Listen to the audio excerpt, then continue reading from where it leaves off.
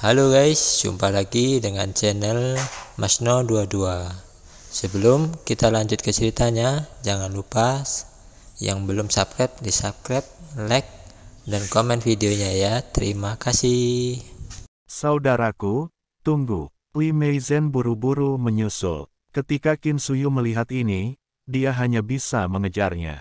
Tidak lama setelah ketiga orang itu bergerak maju, suara pertarungan di depan menjadi semakin jelas. Pada saat ini, Chen Ping sedang membunuh binatang fantasi asli itu.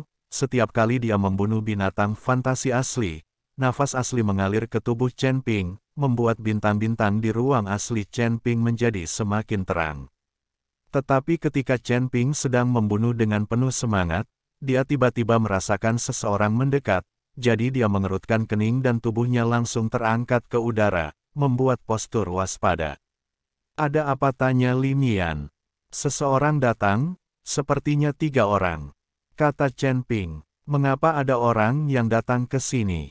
Saya ingat di antara orang-orang yang memasuki tanah leluhur kali ini, belum ada yang membuka ruang sumber.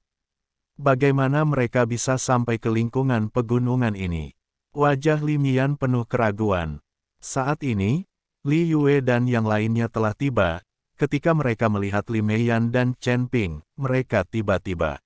Semua orang tercengang. Sekarang, mereka tahu siapa yang diam-diam menyelinap ke tanah leluhur dan siapa yang membunuh orang-orang ini di tiang gunung ini. Binatang fantasi asli. Li Meiyan, kamu sangat berani. Kamu berani menyelinap ke tanah leluhur secara diam-diam bersama orang luar, lalu datang ke sini untuk membunuh binatang khayalan ini. Kamu curang dan pantas mati. Ji Meizhen hanya mengikuti Ji Meiyan dan tidak menghadapinya, tapi dia langsung berteriak saat melihat ini. Ji Meiyan, kamu melanggar sila leluhur dan berani membawa orang luar ke tanah itu, kenapa kamu tidak segera datang dan meminta maaf? Ji Yue juga berteriak dengan marah. Li Meiyan tidak takut sama sekali, dia perlahan menurunkan pandangannya, dan lalu mengalihkan pandangannya. Letakkan di tubuh Qin Jingyu. Dia berkata, bukankah kalian berdua juga mendatangkan orang luar? Lalu apa kejahatan kalian? Ini Tuan Qin dari Istana Juman. Dia datang atas perintah kepala keluarga. Tapi apakah Chen Ping yang Anda bawa ke sini mendapat perintah dari kepala keluarga? Ji Meizhen bertanya. Li Meiyan tertegun, dia tidak menyangka ayahnya bisa memberi perintah kepada keluarga Jumanyan. Saya tidak mendapat perintah dari kepala keluarga. Chen Ping melangkah maju dan berkata, siapapun yang berani memasuki tanah leluhur keluarga Ji kami tanpa perintah dari pemimpin keluarga sedang mencari kematian. Ji Meizhen langsung menghunus pedang. Mata Tai Suyu sedikit menyipit, menatap Chen Ping dengan niat membunuh, dan kemudian bertanya, apakah orang ini yang mematahkan lengan kakak tertuaku? Ya, inilah orang yang mematahkan lengan Tuan Qin. Ji Meizhen mengangguk. Ketika Qin Jingyong mendengar ini, aura mengamuk tiba-tiba keluar dari tubuhnya, dan ototnya terus membesar. Tubuhnya juga meningkat pesat. Tuan Qin, jangan marah dulu. Ji Yue menghentikan Qin Jingyu, kami memasuki tanah leluhur kali ini untuk memahami asal-usul kami. Waktu terbatas, dan kami tidak dapat menyia-nyiakannya untuk berperang. Orang ini menyelinap ke tanah leluhur keluarga Ji kami. Jika saatnya tiba, keluarga Ji kami tidak akan membiarkan dia pergi tanpa Istana Juman mengambil tindakan. Ketika Qin Jingyu mendengar ini, dia menjadi tenang. Siapa bilang kita menyelinap masuk secara diam-diam? Taizu berjaga di luar. Tanpa dia membuka pintu lampu, bagaimana kita bisa masuk? Sekarang Chen Ping dianggap setengah dari keluarga Ji kami, jadi meskipun dia memasuki tanah leluhur, dia tidak melanggar sila leluhur. Ji Meiyan membalas, setengah dari keluarga Ji. Ji Meizhen tidak mengerti apa maksudnya. Namun, Ji Yue mengerti. Dia menatap Ji Meiyan dengan jijik dan berkata, Li Meiyan, kamu benar-benar tidak tahu malu. Berapa lama kamu baru saja mengenal Chen Ping? Lalu kamu tidur dengan seseorang. Kata-kata Li Yue membuat Li Meizhen langsung mengerti, dan dia langsung mengejek Ji Meiyan, Li Meizhen. Yan, kamu menyebalkan sekali. Ikuti saja seorang laki-laki. Menurutku sebaiknya kamu pergi ke Wanhualo saja. Mungkin kamu bisa menjadi bintang top dan menghasilkan banyak uang. Ji Xiaozhen, kamu menyebalkan. Jangan berpikir bahwa orang lain tidak tahu berapa banyak orang di keluarga Ji yang pernah tidur dengan kamu. Tidur. Beberapa waktu lalu, Anda tidur dengan 3 pria. Apakah menurut Anda tidak ada yang mengetahuinya? Kamu bajingan, kamu masih berani membicarakan aku di sini. Ji Meiyan baru saja memukul Ji Meizhen. Kalau bicara omong kosong, Li Meiyan sama sekali tidak takut pada Ji Meizhen. Saat Ji Meizhen marah, dia mengangkat pedangnya dan berencana bertarung. Namun, dia dihentikan oleh Ji Yue, adik perempuan.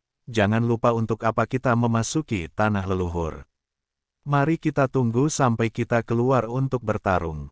Setelah Li Yue selesai berbicara, dia melihat ke arah Li Meiyan dan berkata, Li Meiyan, tidak peduli apa hubunganmu dengan Chen Ping.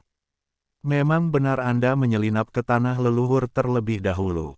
Setelah tanah leluhur ditutup, izinkan saya melihat bagaimana Anda menjelaskannya. Hari ini kita, jangan berdebat denganmu. Setelah Ji Yue selesai berbicara, dia mengedipkan mata pada Ji Meizhen dan Qin Jingyu lalu pergi. Bagaimana aku menjelaskannya itu bukan urusanmu. Ji Meiyan mendengus dingin, lalu mengeluh, mengapa ayahku memberi perintah kepada orang-orang di istana Juman. Apakah kamu tua dan bingung? Kepala keluarga Ji mungkin melakukan ini karena kebutuhan dan pasti terpaksa. Chen Ping tahu bahwa Ji Lianjun tahu tentang kolusi Ji Lianying dengan istana Juman, bagaimana mungkin dia bisa memberikan Juman. Pesan dari kepala keluarga Gong. Pasti karena suatu alasan, aku terpaksa tidak punya pilihan. Abaikan saja sekarang, kamu harus segera menyerap aura aslinya, mungkin orang-orang itu akan membuat masalah. Tidak ada waktu. Ji Meiyan meminta Chen Ping untuk terus membunuh binatang fantasi asli dan menyerap nafas aslinya. Setelah Ji Ho, mereka bertiga pergi dan berjalan lebih jauh ke tiang gunung. Sebagian besar monster fantasi asli tertarik dan dibunuh oleh Chen Ping, jadi mereka hanya bisa berjalan lebih jauh ke dalam gunung. Saudaraku, kenapa kamu menghentikanku sekarang?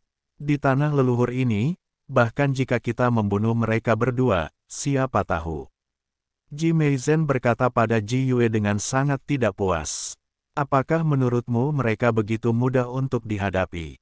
Karena Chen Ping dapat mematahkan lengan Tuan Qin, dia pasti memiliki kekuatan yang baik. Dan orang ini juga seorang apoteker. Yang terpenting dia datang bersama saudara keenam. Jika kita ingin memenangkan saudara keenam, kita tidak bisa menyentuhnya. Jadi sebelum kamu memahami kekuatan seperti apa yang dimiliki paman ketiga sekarang, sebaiknya jangan menyentuh orang-orang yang dibawa oleh kakak keenam. Ji Yue berkata kepada Ji Meizhen. Ketika Ji Meizhen mendengarnya, dia merasa bahwa Ji Yue masuk akal, jadi dia tidak akan mengatakan apa-apa. 3 orang terus memperdalam, dan perlahan-lahan asal, dan Qin Jingyu penuh dengan kegembiraan. Teruslah membunuh asal-usul. Sebagai orang barbar, ia memiliki kekuatan fisik yang kuat dalam dirinya sendiri, jadi bahkan jika ia bertelanjang kaki, tidak sulit untuk membunuh asal-usul. Binatang buas fantasi asal ini terlalu lemah, saya harus menemukan beberapa binatang buas fantasi asal yang kuat. Qin Jingyu berkata, dan terus bergerak maju. Qin Gongzi, jika Anda maju, akan ada bahaya, lagi pula, kami belum memasuki gunung ini. Dalam, Li Yue berkata kepada Jing Jingyu, apa yang kamu takuti? Aku punya aku, bahkan jika aku berasal dari yang kuat, aku bisa dengan mudah membunuhnya. Qin Sports tidak mendengarkan keputusasaan Li Yue sama sekali, dan terus-menerus memperdalam. Melihat ini, Li Yue dan Li Meizhen hanya bisa mengikuti. Ketiga orang itu berjalan lebih dari 1 waktu, seolah-olah mereka tiba di ujung gunung. Saya melihat bahwa tidak ada jalan di depan saya, puncak gunung besar yang terhalang di depannya. Di puncak gunung ini, ada gua besar, pintu masuk gua yang dicat gelap, seperti cekungan darah binatang buas. Berbicara, melihat gua di depannya, Li Yue dan Li Meizhen gemetar. Betapa mengerikannya Qin Jingyu sangat bersemangat, karena dia tahu bahwa di gua ini, itu pasti lebih tersembunyi binatang fantasi asal yang kuat. Mungkin dia ada di sini, membunuh binatang buas fantasi asal, Anda bisa membiarkan dirinya merasakan asal. Pergi, ayo masuk, Qin Jingyu berkata. Tuan Tai, jangan masuk, kan? Saya merasa pasti ada sesuatu yang buruk di gua ini. Barat, Ji Meizhen berkata dengan sedikit khawatir. Karena kamu takut, maka tunggu saja di luar dan aku akan masuk sendiri. Kata Qin Jingyu dan berjalan menuju gua. Ji Yue dan Ji Meizhen saling berpandangan, lalu mengikuti mereka. Mereka takut terjadi sesuatu pada Qin Jing. Jika terjadi sesuatu yang tidak terduga, mereka tidak akan bisa mengikuti Istana Juman untuk menjelaskan, apalagi bekerja sama dengan Istana Juman. Aku akan berselisih dengan mereka. Memasuki gua, keadaannya gelap gulita, tidak ada cahaya sama sekali, dan ada aura menakutkan di dalamnya yang membuat orang bergidik. Saat mereka bertiga masuk lebih dalam, perlahan-lahan ada cahaya di dalam gua, dan kemudian cahaya itu menjadi lebih kuat dan lebih kuat, sampai akhirnya ada garis-garis cahaya keemasan, yang membuat mereka tidak bisa membuka mata. Ketika mereka bertiga beradaptasi, mereka menemukan bahwa ada binatang hantu seperti bukit di depan mereka, dan binatang hantu ini memiliki penampilan emas, jelas merupakan binatang hantu super yang terbentuk dari asal mula sistem logam. Melihat binatang fantasi di depan mereka, Ji Yue dan Ji Meizhen sama-sama terkejut, sementara Qin Jingyu tampak bersemangat. Seksi, tanpa rasa takut sedikit pun. Benar-benar hebat. Binatang fantasi orisinal yang besar. Jika aku membunuh binatang fantasi ini, aku pasti bisa memahami binatang emas itu. Itu berasal dari asal-usulnya. Pada saat ini, Qin Sanyu hanya ingin memahami aliran aslinya, dan tidak peduli dengan kekuatan binatang fantasi asli di depannya. Qin Jingyu mengatakan bahwa dia akan melangkah maju, tetapi ditarik kembali oleh Ji. Tuan Qin, saya pikir kita tidak boleh memprovokasi dia. Buku ini tentang binatang fantasi. Buku tentang binatang fantasi ini sepertinya seperti ini. Menakutkan, jika kita memprovokasi, kita mungkin tidak akan bisa keluar dari gua. Li Yue berkata dengan cemas pada Qin Suyu. Lepaskan, kamu pengecut, jika kamu takut, keluarlah dan aku akan menangani binatang fantasi asal ini. Qin Jingyu melirik Ratu Ji dengan jijik. Tapi saat Qin Jingyu selesai berbicara, gunung-gunung tiba-tiba berguncang, dan binatang fantasi asli yang besar itu bergerak, dan kemudian matanya yang seperti lonceng tembaga menatap ke arah Qin Jing dan mereka bertiga. Mereka bertiga mengikuti binatang fantasi asli itu. Mata besar menatap mata kecilnya, dan dia tertegun sejenak. FL binatang fantasi asli itu meraung, dan mereka bertiga bereaksi lalu mundur. Binatang hantu asal bangkit dan menuju ke arah mereka bertiga. Di bawah hantu asal yang besar ini, ada binatang hantu asal kecil yang tak terhitung jumlahnya, bergegas menuju 3 orang dalam masa gelap. Melihat pemandangan ini, mereka bertiga tercengang. Mereka berbalik dan lari. Suara apa itu? Pada saat ini, Chen Ping, yang sedang membunuh binatang fantasi asal dan menyerap aura asal, sepertinya merasakan sesuatu bergerak, jadi dia berhenti dan sedikit mengernyit. Tidak ada gerakan, aku tidak merasakan apa-apa. Ji Meiyan merasakannya dan menemukan tidak ada gerakan. Tidak, pasti ada gerakan, dan gerakannya tidak kecil. Chen Ping mulai memancarkan kesadaran spiritualnya, tetapi saat Chen Ping memancarkan kesadaran spiritualnya, sumber aura yang kuat tiba-tiba datang seperti banjir, menyebabkan Zhu Ping dan Li Meiyan terbang jauh tanpa memperhatikan. Aura yang sangat kuat, mata Ji Meiyan menunjukkan keterkejutan.